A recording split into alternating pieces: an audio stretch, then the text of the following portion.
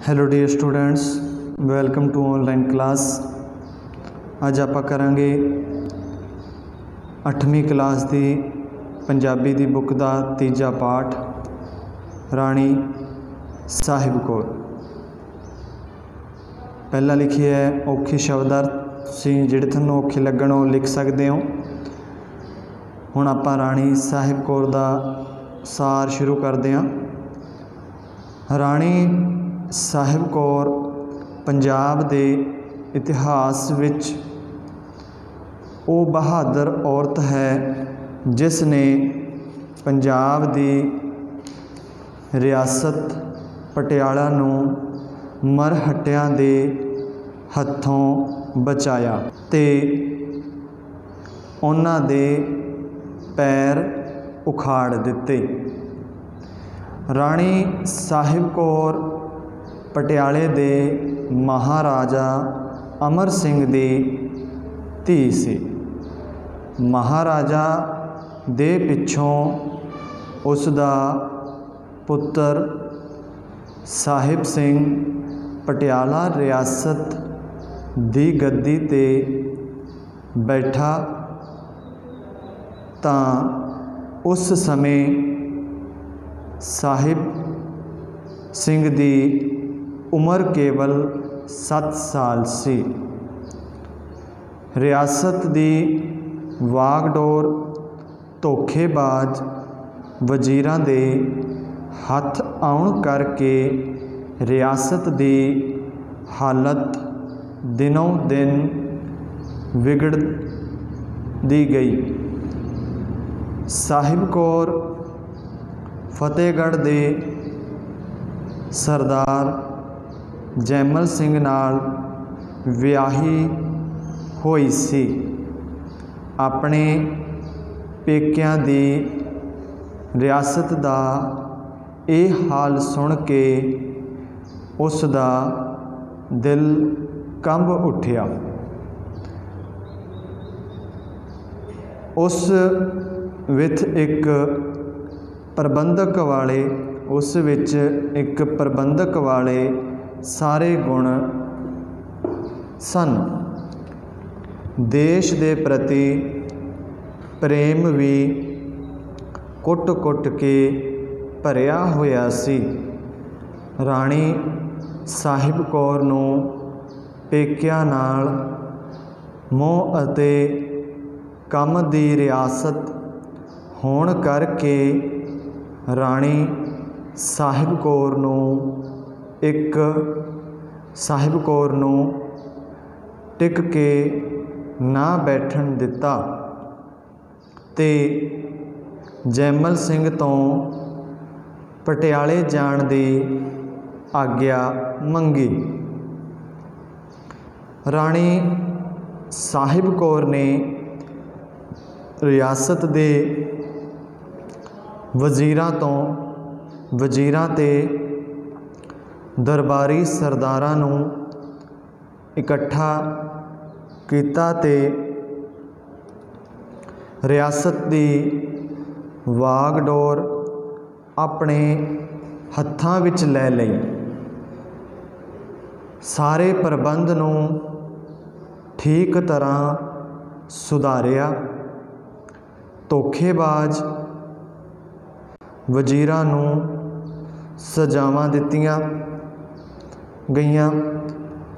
इस तरह राणी साहिब कौर दी अकलमंदी नाल रियासत दा प्रबंध ठीक हो गया। जींद रियासत उत्ते अंग्रेज अफसर टॉमसन ने हमला कर दिता। राणी साहिब कौर नूं सिख रियासत दे खुस जाण दी खबर मिली तां राणी साहिब कौर ने भारी लश्कर लैके टॉमसन दी फौज ते हमला कर दिता ते टॉमसन नूं भजन ते बिना होर कोई राह ना लभ्या। एक दिन एक हरकारा राज महल विच आया ते राणी साहिब कौर नूं दस्सिया कि अंटा राव मरहट्टा पटियाले रियासत ते हमला करेगा ते वो पटियाले वल वधदा आ रहा है। राणी साहिब कौर दा खून उबाले खान लगा। उसने सारे दरबारियां नूं इकट्ठा किया ते सारी गल दसी। उसने फरमाउंदे होए कहा, मेरे प्यारे भरावो, ਪਹਿਲਾਂ ਵੀ ਤੁਹਾਨੂੰ ਮੱਲ ਵਜ਼ੀਰ ਦੀਆਂ ਚਾਲਾਂ ਕਾਰਨ ਮਰਹੱਟਿਆਂ ਦੇ ਮੂੰਹ ਨੂੰ ਲਹੂ ਲੱਗ ਚੁੱਕਿਆ ਸੀ। ਉਹ ਪਟਿਆਲੇ ਵੱਲ ਵੱਧਦੇ ਆ ਰਹੇ ਹਨ। ਉਹ ਇੱਥੋਂ ਦਾ ਸਾਰਾ ਮਾਲ असबाब काबू करके साडी सुतंत्रता खो लेना ते रियासत नूं गुलामी दियां जंजीरां विच जकड़ देना चाहुंदे हन ते तुसीं अपनी इज्जत बचाउणा चाहुंदे हो तां तुहानूं कुर्बानी देनी पवेगी। आओ इकट्ठे हो के अपनी इज्जत ते कौम दी इज्जत लई धर्म युद्ध विच जुड़िए। राणी साहिब कौर दा लम्मा भाषण सुन के सरदारां दा खून खोल उठिया ते ओ सब जंग लई तैयार हो गए। 1794 ਨੂੰ मरदापुर ਥਾਂ उत्ते एक पासे अंटा राव ते लक्ष्मण राव मरहट्टे 30,000 तक दी फौज लैके आ पहुँचे ते दूजे पासे राणी साहिब कौर दी फौज दे 7,000 देश भगत सिर तली उत्ते रख के मैदान विच सन।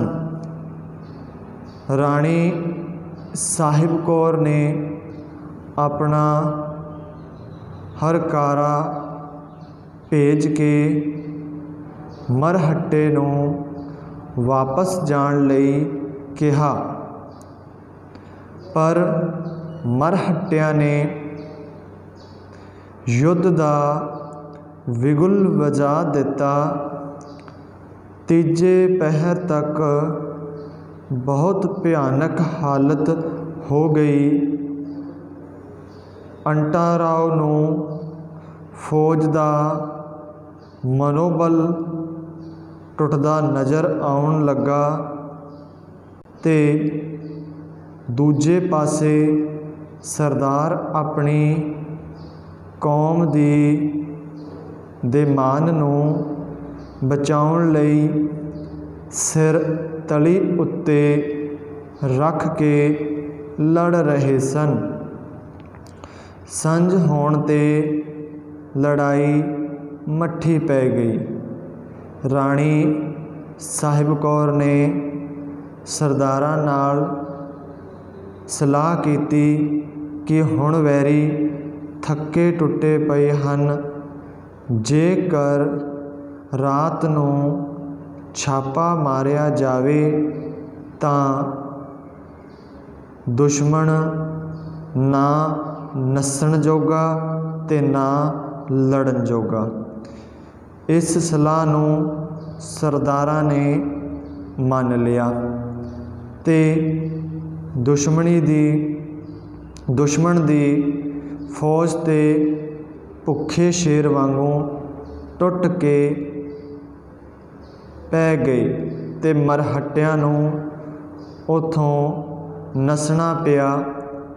राणी साहिब कौर दी जित हुई।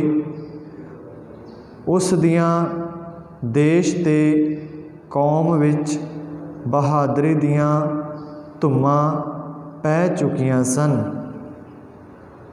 उसने ये सिद्ध कर दिता कि देश अते कौम दे मर्द ही बहादुर नहीं, सगों औरत भी किसी गल्लों पिछे नहीं। पटियाले दे राज घराने दियां बहादुर महाराणियां विच राणी साहिब कौर दा नां सब तो पहला नां लिया जाता है। ये सी तीजे पाठ का सार। हुण आपां करांगे अभ्यास वाले प्रश्न। किहड़े ख्यालां ने राणी साहिब कौर नूं टिक के ना बैठन दिता? राणी साहिब कौर रियासत पटियाला दी निगर दी हालत बारे सुनिया तां उसदा दिल कंब उठिया। पटियाले नाल एक तां पेकियां दा मोह, कौम दी रियासत ते तीजा साहिब सिंह नाल भैण दा प्यार सी। इन्हां ख्यालां ने राणी साहिब कौर नूं टिक के ना बैठन दिता।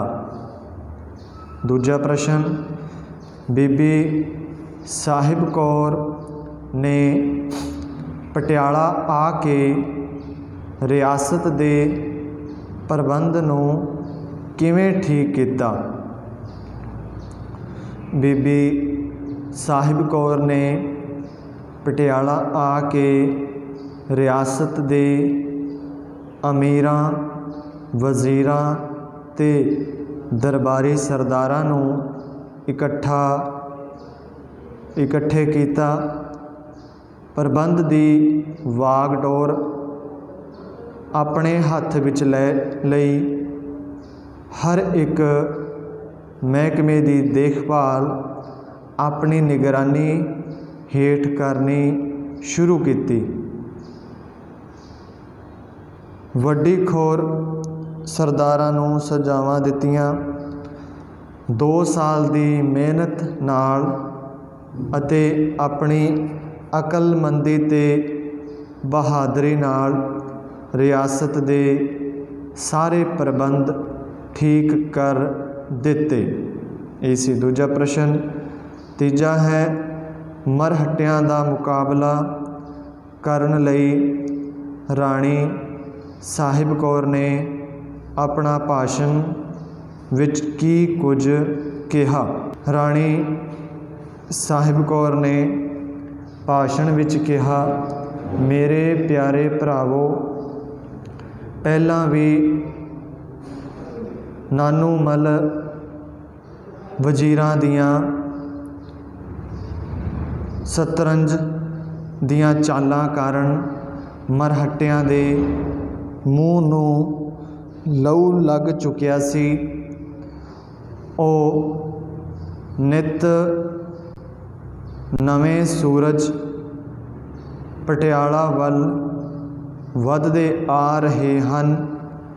ਉਹ ਇੱਥੋਂ ਦਾ ਸਾਰਾ ਮਾਲ ਅਸਬਾਬ ਕਾਬੂ ਕਰ ਲੈਣ ਅਤੇ ਸਾਡੀ ਸੁਤੰਤਰਤਾ ਖੋਹ ਲੈਣ ਅਤੇ ਇਸ ਰਿਆਸਤ ਨੂੰ ਗੁਲਾਮੀ ਦੀਆਂ ਜ਼ੰਜੀਰਾਂ ਵਿੱਚ ਜਕੜ ਦੇਣਾ ਚਾਹੁੰਦੇ ਹਨ। ਜੇ ਤੁਸੀਂ ਆਪਣੀ ਇੱਜ਼ਤ ਨੂੰ ਬਚਾਉਣਾ ਚਾਹੁੰਦੇ ਹੋ ਤਾਂ ਤੁਹਾਨੂੰ ਇਸ ਦਾ ਮੁੱਲ ਕੁਰਬਾਨੀ ਦੀ ਸ਼ਕਲ ਵਿੱਚ ਦੇਣਾ ਪਵੇਗਾ। ਆਓ ਇਕੱਠੇ ਹੋ ਕੇ ਆਪਣੀ ਇੱਜ਼ਤ ਅਤੇ ਕੌਮ ਦੀ ਇੱਜ਼ਤ ਲਈ ਧਰਮ ਯੁੱਧ ਵਿੱਚ ਜੁੜੀਏ। ਇਸ ਸਮੇਂ ਮੇਰਾ ਅਤੇ ਤੁਹਾਡਾ ਸਭ ਦਾ ਇਮਤਿਹਾਨ ਦਾ ਵਕਤ ਹੈ। ਇਹ ਸੀ ਤੀਜਾ ਪ੍ਰਸ਼ਨ। ਚੌਥਾ ਹੈ, ਰਾਣੀ ਸਾਹਿਬ ਕੌਰ ਨੇ ਮਰਹੱਟਿਆਂ ਦੀ ਫੌਜ ਨੂੰ ਕਿਸ ਤਰ੍ਹਾਂ ਹਰਾਇਆ। ਮਰਹੱਟੇ ਆਪਣੀ ਲਾਜ ਰੱਖਣ ਲਈ ਮਰ ਕੇ ਵੀ ਪਿੱਛੇ ਹਟਣ ਲਈ ਤਿਆਰ ਨਹੀਂ ਸਨ। ਦੋਹਾਂ ਧਿਰਾਂ ਦੀ ਸਿਰ ਧੜ ਦੀ ਬਾਜੀ ਲੱਗੀ ਹੋਈ ਸੀ। ਸ਼ਾਮ ਹੋਣ 'ਤੇ ਲੜਾਈ ਮੱਠੀ ਪੈ ਗਈ। ਰਾਣੀ ਸਾਹਿਬ ਕੌਰ ਨੇ ਸਰਦਾਰਾਂ ਨੂੰ ਸਲਾਹ ਦਿੱਤੀ ਕਿ ਹੁਣ ਵੈਰੀ ਥੱਕੇ ਟੁੱਟੇ ਹਨ। ਉਹ ਆਪਣੇ ਖੇਮਿਆਂ ਵਿੱਚ ਬੇਸੁਰਤ ਸੁੱਤੇ ਪਏ ਹਨ। ਜੇ ਰਾਤ ਨੂੰ ਛਾਪਾ ਮਾਰਿਆ ਜਾਵੇ ਤਾਂ ਦੁਸ਼ਮਣ ਨਾ ਭੱਜਣ ਜੋਗਾ ਅਤੇ ਨਾ ਲੜਨ ਜੋਗਾ ਰਹੇਗਾ। ਸਰਦਾਰਾਂ ਨੇ ਸਲਾਹ ਨੂੰ ਮੰਨ ਲਿਆ। ਅੱਧੀ ਰਾਤ ਨੂੰ ਉਹਨਾਂ ਨੇ ਵੈਰੀਆਂ ਦੇ ਖੇਮਿਆਂ 'ਤੇ ਭੁੱਖੇ ਸ਼ੇਰ ਵਾਂਗ ਹਮਲਾ ਕਰ ਦਿੱਤਾ। ਮਰਹੱਟਿਆਂ ਦੇ ਪੈਰ ਉਖੜ ਗਏ ਅਤੇ ਉਹ ਮੈਦਾਨ ਛੱਡ ਕੇ ਨੱਸ ਗਏ। ਇਹ ਸੀ ਚੌਥਾ ਪ੍ਰਸ਼ਨ। ਪੰਜਵਾਂ ਹੈ, ਪਾਠ ਦੇ ਆਧਾਰ 'ਤੇ ਰਾਣੀ ਸਾਹਿਬ ਕੌਰ ਦਾ ਜੀਵਨ ਬਾਰੇ ਆਪਣੇ ਸ਼ਬਦਾਂ ਵਿੱਚ ਲਿਖੋ। ਰਾਣੀ ਸਾਹਿਬ ਕੌਰ ਪਟਿਆਲਾ ਰਿਆਸਤ ਦੇ ਮਹਾਰਾਜਾ ਅਮਰ ਸਿੰਘ ਦੀ ਸਪੁੱਤਰੀ ਸੀ। ਉਹ ਫਤਿਹਗੜ੍ਹ ਦੇ ਸਰਦਾਰ ਜੈਮਲ ਸਿੰਘ ਨਾਲ ਵਿਆਹੀ ਹੋਈ ਸੀ। ਉਸ ਵਿੱਚ ਚੰਗੇ ਪ੍ਰਬੰਧਕ ਦੇ ਸਾਰੇ ਗੁਣ ਸਨ। ਰਾਣੀ ਨੇ ਕਬੱਡੀ ਖੋਰ ਸਰਦਾਰਾਂ ਨੂੰ ਸਜ਼ਾਵਾਂ ਦਿੱਤੀਆਂ। ਆਪਣੀ ਅਕਲਮੰਦੀ ਅਤੇ ਬਹਾਦਰੀ ਨਾਲ ਰਿਆਸਤ ਦੇ ਸਾਰੇ ਪ੍ਰਬੰਧ ਨੂੰ ਠੀਕ ਕਰ ਲਿਆ। ਰਾਣੀ ਰਣਨੀਤੀ ਬਣਾਉਣ ਦੀ ਬਹੁਤ ਮਾਹਿਰ ਸੀ। ਉਸਨੇ ਟਾਮਸਨ ਅਤੇ ਮਰਹੱਟੇ ਨੂੰ ਆਪਣੀ ਉੱਚ ਸੋਝੀ ਨਾਲ ਹਰਾਇਆ। ਰਾਣੀ ਦੇਸ਼ ਅਤੇ ਧਰਮ ਲਈ ਆਪਣੀ ਜਾਨ ਦੀ ਬਾਜੀ ਲਾਉਣ ਲਈ ਵੀ ਤਿਆਰ ਸੀ। ਇਹ ਸੀ ਆਪਣਾ ਪੰਜਵਾਂ ਪ੍ਰਸ਼ਨ। ਛੇਵਾਂ ਹੈ, ਹੇਠ ਪੰਜਾਬੀ ਅਤੇ ਹਿੰਦੀ ਦੇ ਇੱਕ ਅਰਥ ਰੱਖਦੇ ਵਧੇਰੇ ਵੱਖਰੇ ਸ਼ਬਦ ਦਿੱਤੇ ਹਨ। ਇਹਨਾਂ ਨੂੰ ਧਿਆਨ ਨਾਲ ਪੜ੍ਹਨਾ ਹੈ। ਹੇਠ ਦਿੱਤੇ ਸ਼ਬਦ ਗੁਰਮੁਖੀ ਅਤੇ ਦੇਵਨਾਗਰੀ ਦੋਹਾਂ ਲਿਪੀਆਂ ਵਿੱਚ ਲਿਖੇ ਹਨ। ਸ਼ਬਦ ਜੋੜ ਅੰਦਰ ਸਮਝਣਾ ਹੈ। ਇਹ ਸੀ ਆਪਣਾ ਤੀਜਾ ਪਾਠ ਰਾਣੀ ਸਾਹਿਬ ਕੌਰ। जो पूरा हो गया। अगली वीडियो दे विच अगला पाठ करांगे। उन्ने चिर विच तुसीं इहदा वर्क कंप्लीट करना। धन्नवाद।